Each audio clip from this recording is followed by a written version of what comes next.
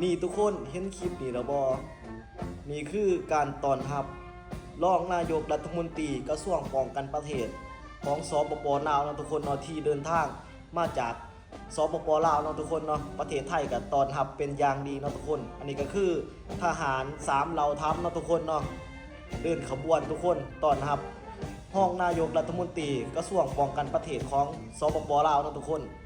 นี่คือมิตรภาพอีดีเนาะทุกคนเนาะระหว่างไทยลาวเนาะทุกคนประเทศไทยนี่เหลือแค่2ประเทศเนาะทุกคนเนาะที่บ่สร้างความวุ่นวายให้กับไทยเนาะก็คือประเทศมาเลเซียแล้วก็ประเทศลาวเนาะทุกคนมีแต่2ประเทศเนาะที่บ่สร้างความวุ่นวายให้กับประเทศไทยเนาะทุกคนส่วนอีก2ประเทศทุกคนโอ้โหตอนนี้บอกได้เลยว่าล่าสุดทุกคนก็เอา F16 ขึ้นบินเนาะทุกคนเนาะฝั่งชายแดนพม่าเนาะทุกคนหลายๆคนอาจสิฮู้ข่าวดีเนาะทุกคนเนาะว่าฝั่งนั้นมีการสู้รบกันเนาะทุกคนแต่สำหรับอีก2ฝั่งทุกคนมาเลเซียกับลาวเนาะทุกคนเนาะนี่ทุกคนเห็นคลิปนี่ภูมิใจสุดๆเนาะทุกคนเนาะสำหรับข่อยเองเป็นคนลาวเนาะทุกคนที่มีชายแดนติดกับไทยเนาะทุกคนเนาะนี่สุดยอดเลยทุกคนมิตรภาพเนาะทุกคนก็ฝากไลค์ฝากแชร์กันออกไปทุกคน